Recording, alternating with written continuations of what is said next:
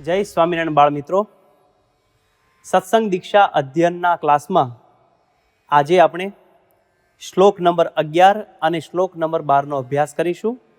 સૌ પ્રથમ શ્લોક નંબર 11ની પહેલી કડીનું અહીંથી ગાન કરીશ, તેને બરાબર ધ્યાનથી સાંભળજો. શાસ્ત્રેસ્મિન જ્ઞાપિતા સ્પષ્ટમ આજ્ઞોપાસન પદ્ધતિ. ફરીવાર, શાસ્ત્રેસ્મિન જ્ઞાપિતા સ્પષ્ટમ આજ્ઞોપાસન પદ્ધતિ. આ કડીના છૂટા છૂટા શબ્દો જાણીએ. પહેલો શબ્દ છે શાસ્ત્રેસ્મિન જ્ઞાપિતા સ્પષ્ટમ આજ્ઞોપાસન પદ્ધતિ. પહેલો શબ્દ શાસ્ત્રેસ્મિન જ્ઞાપિતા, એમાં છૂટા છૂટા શબ્દો આ પ્રમાણે છે: શાસ્ત્રે, અસ્મિન અને જ્ઞાપિતા. આ ત્રણ શબ્દો ભેગા છે શાસ્ત્રેસ્મિન જ્ઞાપિતા. એ રીતે બોલવાનો પ્રયત્ન કરશું. શાસ્ત્રેસ્મિન જ્ઞાપિતા સ્પષ્ટમ આજ્ઞોપાસન પદ્ધતિ. આ શબ્દમાં પણ ત્રણ શબ્દો સમાયેલા છે: આજ્ઞા, ઉપાસન, પદ્ધતિ. અને એને ભેગા કરીને બોલવાનું છે આજ્ઞોપાસન પદ્ધતિ. તો આ કડીનું આપણે ફરી બે વખત સમૂહમાં ગાન કરીએ. શાસ્ત્રેસ્મિન જ્ઞાપિતા સ્પષ્ટમ આજ્ઞોપાસન પદ્ધતિ. ફરીવાર, શાસ્ત્રેસ્મિન જ્ઞાપિતા સ્પષ્ટમ આજ્ઞોપાસન પદ્ધતિ. હવે આ શ્લોકની બીજી કડીનું અહીંથી ગાન કરીશ અને તેને બરાબર ધ્યાનથી સાંભળજો. પરમાત્મ પરબ્રહ્મ સહજાનંદ દર્શિતા. ફરીવાર, પરમાત્મ પરબ્રહ્મ સહજાનંદ દર્શિતા. આ કડીમાં છૂટા છૂટા શબ્દો આ પ્રમાણે છે: પરમાત્મ, પરબ્રહ્મ, સહજાનંદ દર્શિતા. બધા જ શબ્દો સહેલાઈથી સમજી શકાય છે અને છૂટા છૂટા બોલી પણ શકાય છે. આ કડીનું આપણે બે વખત સમૂહમાં ગાન કરીએ.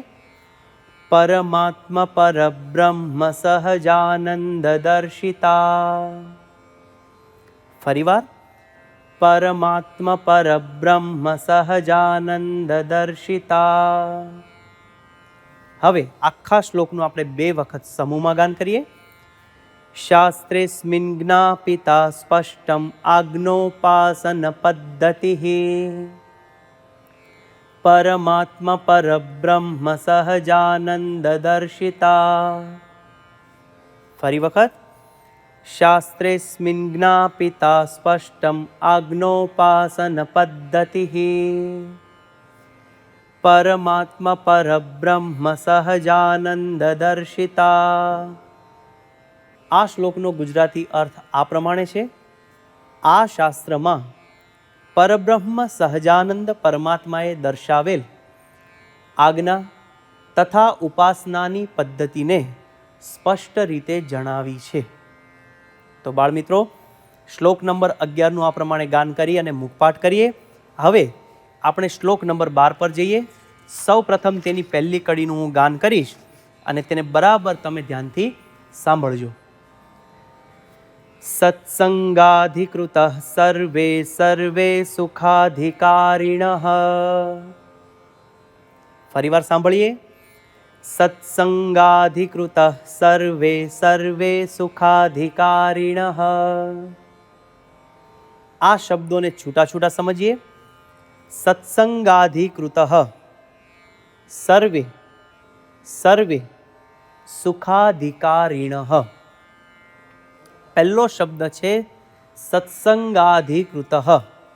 તેમાં છૂટા છૂટા શબ્દો છે: સત્સંગ અધિકૃત. અને છેલ્લો શબ્દ છે સુખાધિકારિણઃ. એ શબ્દમાં સુખ, અધિકારિણઃ એવા બે શબ્દો સમાયેલા છે: સુખના અધિકારી. તો આ કડીને આપણે બે વખત સમૂહમાં ગાઈશું. સત્સંગાધિકૃત સર્વે સર્વે સુખાધિકારિણઃ.